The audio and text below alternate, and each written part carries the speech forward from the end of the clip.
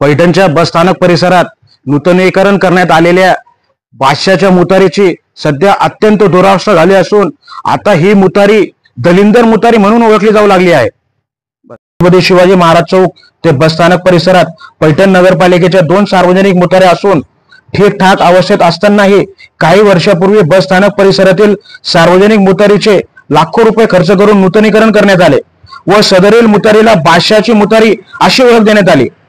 मात्र 1 ते 1.5 वर्षाच्या कालावधीतच या मुतारीची परिस्थिती अत्यंत बिकट झाली असून नूतनीकरण करताना वापरण्यात आलेले एकही साहित्य सध्या या ठिकाणी शिल्लक राहिलेले नाही।